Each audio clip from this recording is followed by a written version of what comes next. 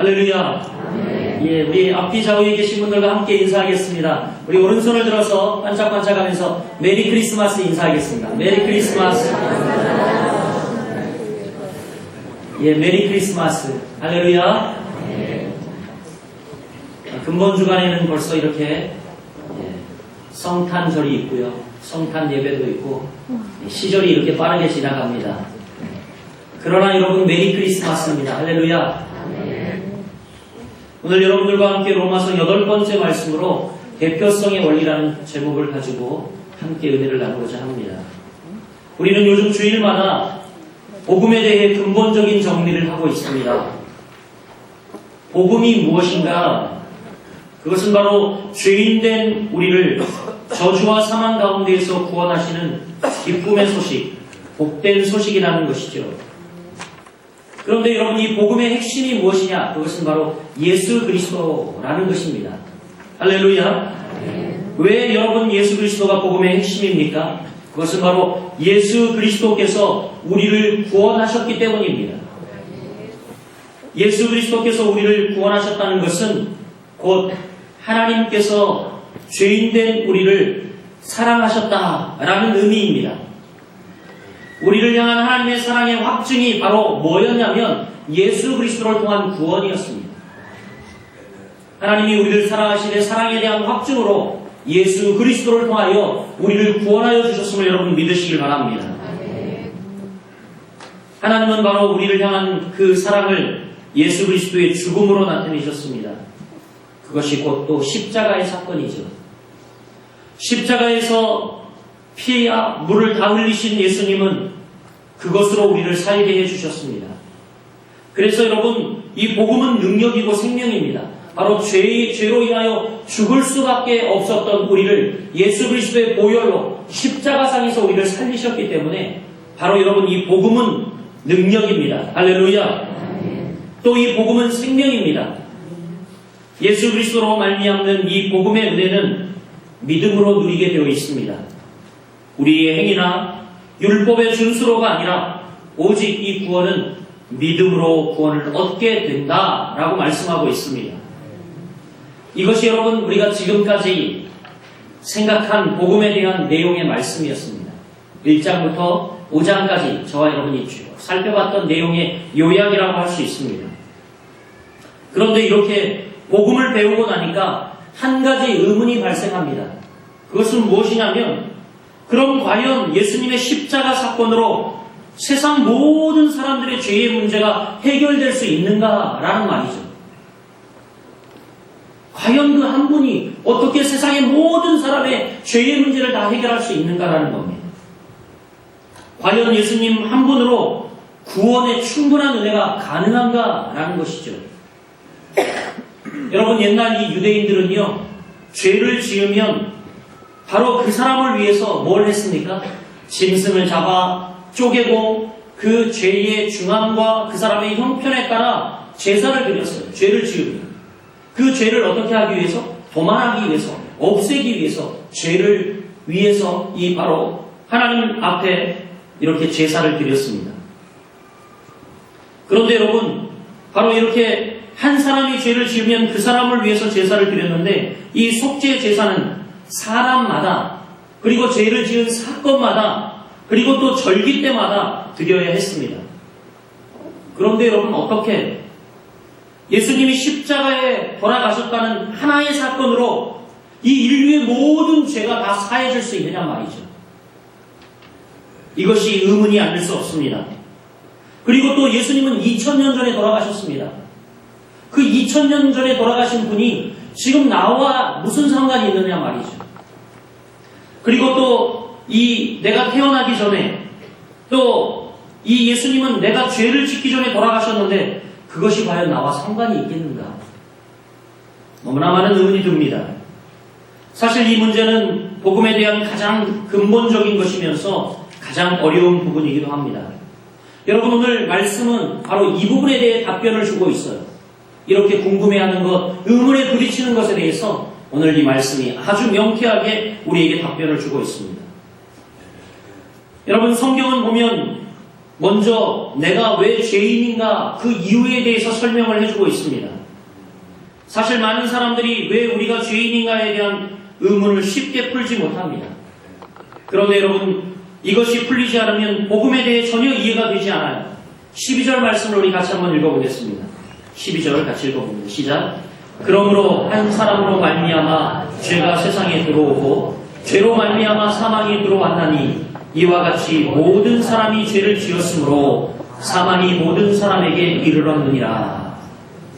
여러분, 여기서 말하고 있는 이 한 사람이 누구입니까? 아담이죠. 인류의 조상인 아담을 말하고 있습니다. 그러므로 한 사람으로 말미암아 죄가 세상에 들어오고, 바로 아담 한 사람의 죄 때문에 죄가 이 땅에 들어왔다라고 이야기하고 있고, 그 죄로 인한 결과는 뭐가 왔다고요? 사망이 왔다라고 말하고 있습니다. 그럼 여러분, 그 한 사람 아담으로 말미암아, 이 말미암은 것이란 뭘까요? 그것이 바로 창세기 2장 16절로 17절에 기록되어 있어요. 거기에 나타난 내용인데, 하나님께서는 이 첫사람 아담을 창조하시고 그에게 한 가지 명령을 약속하셨습니다. 2장 16절부터 17절까지 말씀에 어떤 내용입니까?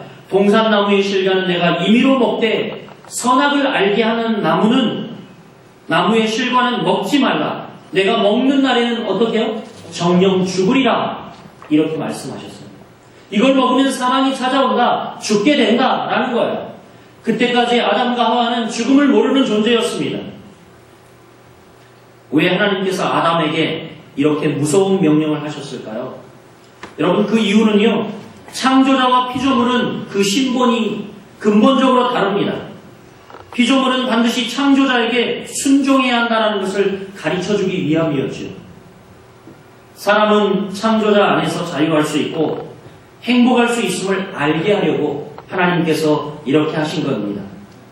그러나 아담은 그 명령을 너무나 가볍게 생각했고 자기 아내와 함께 하나님의 명령에 불순종하고 맙니다. 그래서 그 동산 안에 있는 선악을 알게 하는 나무를 어떻게 해요? 따먹죠. 그 불순종을 성경은 뭐라고 이야기하냐면 죄다라고 명쾌하게 정의하고 있습니다. 그래서 하나님의 무서운 심판이 그들에게 내려졌어요. 그 심판의 내용이 창세기 3장 19절에 기록이 되어 있는데 이렇게 기록되어 있습니다. 내가 얼굴에 땀이 흘러야 식물을 먹고 필경은 흙으로 돌아가리니, 이렇게 이야기하고 있어요. 두 가지를 이야기하고 있는데, 노동을 빡세게 해야지만 너가 먹고 살 것이라고 이야기했고, 또 하나는 필경은 네가 흙으로 돌아가리니, 즉 죽음의 선고였습니다. 여러분, 이것은 범죄에 대한 대가였습니다. 그 시로부터 아담은 죽음에 갇히게 되었어요. 필경은 땅으로 돌아가리니 죽음에 갇힌 존재가 되었다는 겁니다. 그런데 바로 여기에 우리의 이해가 어려운 문제가 있어요. 그건 뭐냐면, 아니, 아담의 범죄로 인한 내려진 결과가 왜 우리에게도 동일하게 내려지고 있냐라는 것이죠. 아담에게 내려졌던 이 하나님의 심판이 왜 인류 전체에게, 우리에게 동일하게 내려지고 있느냐, 이 말입니다. 12절 말씀을 다시 한번 주목해서 보시길 바랍니다. 그러므로 한 사람으로 말미암아 죄가 세상에 들어오고 죄로 말미암아 사망이 들어왔나니 이와 같이 모든 사람이 죄를 지었으므로 사망이 모든 사람에게 이르렀느니라. 이렇게 말하고 있어요. 여기 성경은요, 아담의 범죄로 인하여 모든 사람이 죄를 지었다고 말합니다. 그런데 여러분, 모든 사람이 죄를 지었다고 할 때 이것의 시제가 뭐냐면 단순 과거 동사를 쓰고 있어요. 모든 사람이 죄를 지었다. 무슨 이야기냐면 과거에 행한 단 한 번의 사건을 가리키고 있는 말입니다. 그러니까 과거에 단 한 번의 사건, 아담이 한 번 범죄한 것, 한 번 선악과를 따먹은 것, 이 한 번의 사건이 모든 사람을 죄짓게 만들었다. 모든 사람이 사망에 이르도록 만들었다라고 이야기를 하고 있어요. 여러분, 과거 꼭 한 번의 범죄가 무엇을 가리킵니까? 그것은 바로 하나님의 명령에 불순종한 것, 아담이 불순종하여 선악을 알게 하는 나무를 따먹은 것을 이야기하죠. 성경은 지금 우리가 아담이 범죄할 때 함께 범죄했다고 말합니다. 과거에 단 한 번 행한 그 범죄의 사건 속에 우리도 같이 범죄를 했다고 이야기해요. 즉, 우리가 바로 아담과 공범자라고 이야기를 하고 있습니다. 우리 옆 사람에게 이야기해봅시다. 당신은 공범자요. 그렇습니다. 공범자라는 겁니다. 우리가 아담과 같이 공범을 행한 공범자라는 겁니다. 그래서 우리도 죄인이 되었고 그 결과로 인하여 우리가 사망이 우리에게 찾아왔다고 이야기합니다. 12절의 결론이 무엇입니까? 한 사람 아담의 범죄가 결국 모든 사람의 범죄가 되었다는 것입니다. 그리고 여러분 19절 말씀을 한번 보시기 바랍니다. 19절 말씀은 뭐라고 이야기합니까? 한 사람이 순종하지 아니함으로 많은 사람이 죄인이 된 것 같이 라고 말하고 있어요. 14절 말씀을 또 보십시오. 그런데 뭐라고 이야기합니까? 그러나 아담으로부터 모세까지 아담의 범죄와 같은 죄를 짓지 아니한 자들까지도 사망이 왕노릇하였나니 아담은 오실자의 모형이라. 이렇게 이야기합니다. 여러분 지금 이 19절 한 사람이 순종하지 아니함으로 많은 사람이 죄인이 됐고 14절에 보니까 그러나 이 아담으로부터 모세까지 범죄와 같은 죄를 짓지 아니한 자들까지도 사망이 뭐한다고요? 왕노릇한다라고 이야기를 하고 있어요. 즉 여러분 무슨 이야기입니까? 죄가 하나의 왕권을 갖는다고 이야기하는 겁니다. 본문에서 이 왕노릇한다고 이야기를 하고 있죠. 다시 말하면 죄는 다스린다는 말입니다. 아담의 범죄로 인하여 죄가 세상에 들어오므로 죄가 우리를 다스린다는 말이에요. 왕권을 가졌다는 얘기예요. 그리고 다스린다는 얘기예요. 여러분 그래서 죄는요 권세가 있어서 어떻습니까? 우리를 다스려버려요. 장악해버립니다. 그것을 이야기하고 있어요. 그래서 이 땅의 모든 사람들이 죄의 노예가 되어 살고 있습니다. 그런데 이러한 역사는 아담으로부터 모세까지 아담의 범죄와 같은 죄를 짓지 아니하는 자들 위에도 왕노릇한다라고 이야기를 해요. 참 이것은 참 동의하기 어려운 말이기도 합니다. 아담의 시대는 우리가 살지도 않았고 아담을 알지도 못합니다. 만나본 적도 없습니다. 그런데 어떻게 우리가 아담과 함께 범죄했다는 말입니까?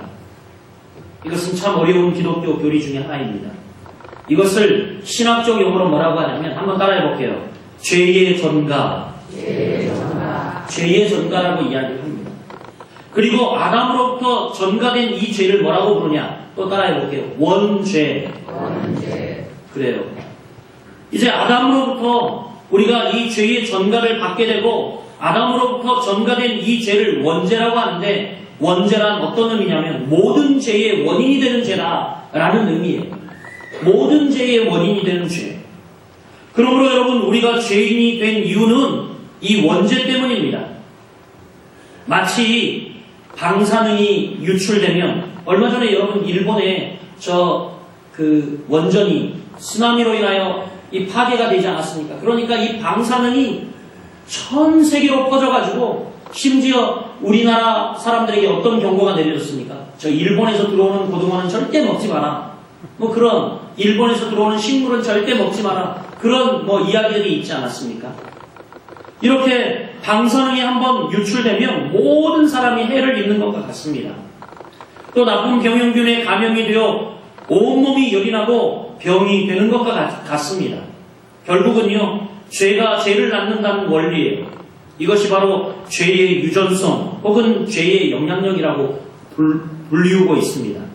이것을 우리 기독교에서는 바로 원죄교리다 이렇게 부르는 거죠. 그러니까 아담 한 사람의 범죄로 인하여 이 죄가 우리에게 전가되어서 이것은 모든 죄의 원인이 되어서 원죄로 우리에게 전가가 되어서 우리도 똑같은 존재가 되었다는 거죠. 여러분 이 원죄의 교리를 쉽게 받아들일 수 있겠습니까? 잘 받아들이지 못하시는 분들도 있습니다. 참 어려운 부분입니다. 그리고 많은 기독교인들에게도 이 점이 분명하게 정리되지 않아서 혼돈을 일으키는 경우가 있습니다. 제가 이 파스칼의 팡세를 읽어봤더니 팡세도 사람들이 이 부분에 대한 이해를 어렵게 생각하고 이 세상 사람들이 이 부분에 이런 심성을 가지고 있다고 기록하고 있습니다. 원죄는 인간의 눈으로 보면 매우 우스꽝스러운 것이다. 사람들의 일반적 이성으로는 이 원죄 교리를 도저히 이해할 수 없다. 왜냐하면 원죄 교리는 우리의 이성에는 전적 위배되며 또한 이성은 자기 스스로의 방법으로는 도저히 원죄를 생각해낼 수 없기 때문이다. 이렇게 말하고 있습니다. 무슨 이야기입니까? 이 원죄 교리는 참 쉽게 받아들여지기 어려운 부분이라는 거죠. 그리고 말씀을 잘 이해하지 않으면 더 그렇다라는 겁니다. 하나님은 아담을 처음 창조하셨을 때에 그를요, 인류의 대표로 세웠습니다. 그리고 그와 더불어 언약을 맺으셨어요. 그 언약이 창세기 1장 27절로 28절까지 기록되어 있습니다. 하나님이 자기 형상, 곧 하나님의 형상대로 사람을 창조하시되 남자와 여자를 창조하시고 하나님이 그들에게 복을 주시며 그들에게 이르시되 생육하고 번성하여 땅에 충만하라. 땅을 정복하라. 바다의 고기와 공중의 새와 땅에 움직이는 모든 생물을 다스리라 하시니라. 이렇게 인류 대표인 아담을 세우시고 그와 약속을 맺었습니다. 그런데 여러분, 이것은 아담 혼자만이 독차지하는 축복이 아닙니다. 아담 혼자만 차지할 수 있는 언약이 아니었어요. 아담과 함께 모든 인류가 누릴 축복을 지금 말씀하고 있는 것입니다. 이처럼 여러분, 축복도 모든 인류가 함께 공유하고 나누는 것이지만 마찬가지 아담의 범죄도, 이 범죄로 인함도 그와 함께 모든 후손이 함께 당하는 고통이 되었다라는 것입니다. 이것을 신학적인 용어로 대표의 원리 혹은 대표성의 원리다, 이렇게 이야기합니다. 여러분, 이 대표의 원리는 이런 것과 같아요. 우리나라가 일제치하에 있다가 1945년 해방을 맞습니다. 그렇죠, 여러분? 어떠한 계기로 해방을 맞습니까? 이제 이 연합군이, 미 연합군이 어떻게 해요? 이 일본을 원자폭탄으로 폭격을 해버리지 않습니까? 그러니까 일본 천황이 직접 미 함정에 와서 항복문서에 사인을 했습니다. 여러분, 이 사건 잘 아시죠? 그렇죠? 항복문서에 사인을 했어요. 사인은 누가 했습니까? 천황이 했죠. 일본 천황이 했습니다. 그러나 그 모든 내용은 일본인 전체가 한 것과 동일한 효력을 갖습니다. 왜 그렇습니까, 여러분? 이게 바로 대표의 원리예요. 대표성의 원리예요. 이렇게 일본 천황 한 사람이 우리는 이 연합군에 항복하겠다라고 항복문 조약에 사인을 했지만 이것은 일본 모든 사람들에게 다 적용되는 것입니다. 성경은 이 대표의 원리를 참 중요하게 생각합니다. 한 예를 들면 창세기 9장에 보면 이제 노아 홍수 이후에 노아의 집에서 일어난 사건을 기록하고 있는데요. 이제 홍수 이후에 노아가 있잖아요. 좀 안정감이 들었는지 하루는 노아가 술에 취해 낮에 하체를 드러내놓고 잠이 들었습니다. 그런데 이제 자녀들이 그것을 보고, 어떤 자녀는 노아의 그런 모습을 보고 뒤로 살짝 뒷걸음질 쳐 들어가서 노아의 하체를 덮어주는 그런 자녀가 있었어요. 반면 여러분, 그 아들 중에 하나인 함이라고 하는 아들이 이 광경을 보고 아버지의 하체가 벗겨졌음을 보고 비웃고 조롱을 했습니다. 그 일로 인하여 여러분, 이 함은 저주를 받게 되었습니다. 그런데 함 당사자만 저주를 받으면 되는데 함 당사자만 저주를 받지 않고 이상하게도 이제 함의 후손은 대대로 저주를 받습니다. 여러분, 함의 후손들이 지금 어떤 민족인 줄 아십니까? 자, 아프리카인들입니다. 아프리카 족속들인데 여러분 보세요. 정말 그들은 아직도 기아와 그리고 또한 기근 그리고 에이즈, 최근에는 에볼라, 여러 가지 질병에 허덕이고 참 참남하게 살아갑니다. 또한 역사를 보면 이들만큼 종의 아픈 역사를 살아온 민족이 없습니다. 이게 바로 뭐냐면 대표의 원리, 대표성의 원리라는 거예요. 이제 성경은 이 대표의 원리로 예수 그리스도께서 우리의 구원자이시기에 충분함을 설명하고 있습니다. 여러분, 이렇게 인류의 이 대표인 아담의 범죄로 인하여 인류는 오염됐지만 또한 성경은 이 대표의 원리로 예수 그리스도께서 우리의 구원자이시기에 충분함을 오늘 본문은 설명을 하고 있어요. 사실 오늘 본문의 구성은 이렇게 되어 있습니다. 12절 다음부터 13절부터 17절까지는요, 이해를 돕기 위한 삽입구절이에요. 그래서 우리나라 성경에는 잘 드러나지 않는데 영어 성경에 보면 12절 끝나는데 대시가 붙어 있습니다. 대시가 붙어서 13절부터 17절까지는 이 대시로 묶어져 있어요. 그래서 13절부터 17절까지는요 삽입구절입니다. 삽입구절입니다. 그래서 여러분 성경을 좀 이해하기 쉽게 위해서 어떻게 읽으면 되냐면 12절을 읽고 바로 18절을 읽으면 연결이 되어져요. 그래서 여러분 이 바울의 생각은 이제 12절에서 끝이 나는 것이 아니라 중단되고 설명이 13절부터 17절까지 들어간 다음에 바로 18절로 그 바울의 생각이 다시 진행이 됩니다.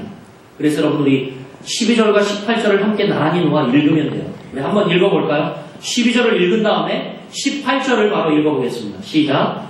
그러므로 한 사람으로 말미암아 죄가 세상에 들어오고 죄로 말미암아 사망이 들어왔나니 이와 같이 모든 사람이 죄를 지었으므로 사망이 모든 사람에게 이르렀느니라.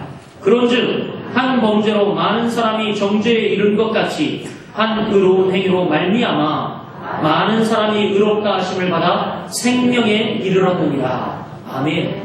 여러분 이렇게 읽으니까 오늘 본문이 잘 이해가 되시죠? 예.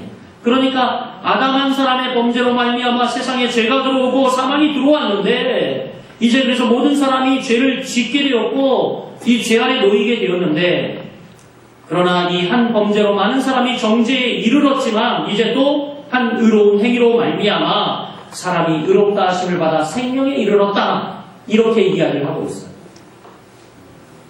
여기서 여러분 우리는 중요한 두 가지 사실을 알 수 있습니다. 하나는 정죄와 사망을 가져온 아담의 행동, 그리고 또 하나는 의롭다 하심과 생명을 가져온 예수님의 행동, 이 두 가지가 구분되고 있다는 것이죠. 그 결과 여러분 우리는 아담과 맺은 연합 때문에 당하는 일이 우리에게 있고요. 그건 뭐예요? 성경이 오늘 이야기하잖아요. 죄와 사망이다 라고 이야기하죠. 그리고 또한 아담과 맺은 연합 때문에 당하는 일이 있는가 하면 그리스도와 맺은 연합 때문에 우리가 누리게 될 결과도 이야기하고 있어요. 뭐라고 이야기합니까? 결과적으로는 생명을 얻게 되었다라고 이야기하는데 그리스도와 맺은 연합 때문에 누리게 될 결과가 바로 13절부터 17절까지 삽입구절로 들어가 있는 겁니다. 그럼 여러분 예수 그리스도로 인하여 우리에게 어떤 일이 일어났습니까? 한마디로 이야기하면 한번 따라해볼게요. 구원의 역사. 이 구원의 역사가 우리에게 일어났다라는 것입니다. 15절과 16절 제가 읽어보겠습니다. 그러나 이 은사는 그 범죄와 같이 아니하니 곧 한 사람의 범죄를 인하여 많은 사람이 죽었은즉 더욱 하나님의 은혜와 또 한 사람 예수 그리스도의 은혜로 말미암은 선물은 많은 사람에게 넘쳤느니라. 또 이 선물은 범죄한 한 사람으로 말미암은 것과 같이 아니하니 심판은 한 사람으로 말미암아 정죄에 이르렀으나 은사는 많은 범죄로 말미암아 의롭다 하심에 이르니라. 예, 아멘. 여러분 예수 그리스도로 인하여 은사가 주어졌다라고 이야기하는데 이 은사가 무엇을 이야기하는지 아십니까? 그 위에 있는 예수 그리스도의 은혜로 인한 선물을 지칭하고 있습니다. 여러분 이 선물이 무엇인지 여러분 너무 잘 알지 않습니까? 그것은 바로 죄인이 의롭다함을 얻었다는 것, 구원, 영생, 이것을 지칭하고 있어요. 여러분 이 선물이 우리에게 뭐라고 이야기합니까? 넘치게 주어졌다라고 이야기합니다. 넘쳤느니라. 할렐루야. 우리에게 이 선물이, 이 구원이, 이 영생이 넘쳤느니라 이렇게 이야기하고 있습니다. 여기서 사용되고 있는 이 넘쳤다라고 하는 단어는 헬라어 단어 가운데에 이런 의미가 쓰여져 있어요. 이 영문으로 표현하는 것이 가장 적당한데 오버플로잉. 그러니까 그냥 이렇게 넘친 정도가 아니에요. 오버된 그 정도가 아니라 오버차지 정도 된 것이 아니라 오버플로잉. 그냥 넘쳐서 막 이 바닥을 다 적신 거예요. 막 다 적신 거예요. 막 넘쳐 흘러서 충만하고도 부족함이 없는 선물을 이야기합니다. 한 사람 아담의 범죄로 말미암아 우리에게 죄와 사망이 들어왔지만 그러나 예수 그리스도 한 사람으로 말미암아 예수 그리스도 그분으로 말미암아 우리에게 주신 이 영생의 은혜와 선물은요 이게 넘치도록 이렇게 우리에게 말하고 있어요. 여러분 이 단어는 여러 번 반복됩니다. 17절에도 20절에도 그 은혜는 넘치는 은혜다라고 이야기하고 있습니다. 하나님이 여러분에게 부어주시는 이 구원의 은혜는요, 부족하지 않아요, 여러분. 절대 부족하지 않습니다. 내가 이런 범죄를 저질렀다고, 또 내가 이런 실수를 하였다고, 또 내가 못생겼다고, 내 환경이 이렇다고, 여러분, 하나님의 구원은 우리에게 절대 부족하지 않습니다. 할렐루야! 이 모든 인류가 이 예수 그리스도를 알고 예수 그리스도를 영접하고 그분을 믿기만 하면 얻을 수 있는 정말 차고 넘치는 은혜, 흘러 넘치는 은혜인 줄 여러분 믿으시길 바랍니다. 그렇습니다. 정말 그 넘치는 은혜, 그 넘치는 은혜가 죄인된 우리를 의인으로 바꾼 것입니다. 그 넘치는 은혜가 우리에게 생명을, 영생을 허락하여 주셨음을 믿으시길 바랍니다. 18절과 19절 말씀을 보십시오. 그런즉 한 범죄로 많은 사람이 정죄에 이른 것 같이 한 의로운 행위로 말미암아 사람이 의롭다 하심을 받아 생명에 이르렀느니라. 한 사람이 순종하지 아니함으로 많은 사람이 죄인된 것 같이 한 사람이 순종하심으로 많은 사람이 의인이 되리라. 할렐루야. 할렐루야. 그렇습니다. 한 사람의 실패로 우리 모든 인류는 죄인이 되고 사망에 이르러야 했지만 또 한 사람의 순종하심으로 한 분의 바로 이런 이 성취로 말미암아 우리가 의롭다 하심을 얻고 의인이 되었다, 생명에 이르게 되었다, 이렇게 말씀은 이야기하고 있습니다. 사랑하는 여러분, 그러므로 우리는 구원을 위하여 우리가 무엇을 행하는 것이 아닙니다. 구원의 길을 우리가 만드는 것도 아닙니다. 구원은 단지 예수 그리스도 안에만 있는 것입니다. 바로 대표성의 원리, 한 분 되시는 그분 때문에 우리가 구원을 얻을 수 있었고, 오직 구원은 한 분 되신 그분 안에 있다는 것을 우리는 깨달아 알아야 할 줄 믿습니다. 이것이 바로 우리가 예수를 믿는 이유입니다. 이것이 바로 믿음으로 구원을 얻는 이유입니다. 나는 과연 나의 구원을 위하여 아무것도 한 것이 없는데 어떻게 예수를 믿음으로 구원을 얻을 수 있을까? 여러분 절대 의심치 마시길 바랍니다. 구원을 위해 다 이루어 놓으셨습니다. 할렐루야. 단지 우리는 예수님으로 말미암아 구원을 얻어 누리는 것뿐입니다. 예수로 말미암아 구원을 얻어 누리는 것뿐이에요. 우리는 구원은 그분이 다 성취해 놓고 그분이 다 이루어 놓은 그분의 역사요, 그분의 사역이요, 그분의 일이시라는 겁니다. 말씀을 맺겠습니다. 사랑하는 여러분, 이것이 은혜예요. 이것이 예수님 때문에 누리는 축복입니다. 이제 여러분 며칠 있으면 우리는 성탄을 맞습니다. 바로 그 예수님께서 우리의 구원을 성취하시고 이제 아담의 범죄로 인하여 타락한 이 인류 가운데 소망이 없고 빛이 없자 온 인류를 구원하시고자 신이 성육신하셔서 이 땅에 오셔서 하나님의 의의를 충족시키시고 그분이 십자가에 친히 달려 돌아가심으로 말미암아 우리의 구원과 구속을 완성시켜 주셨습니다. 이제 여러분 우리는 기쁜 축제를 맞습니다. 다시 오신 그 예수님, 그리고 또다시 오실 그 예수님을 간절히 우리가 기다리며 그 예수님의 은혜와 사랑에 우리가 감격하며 기쁨으로 이 성탄을 맞는 여러분들 되시기를 주님의 이름으로 간절히 축원드립니다.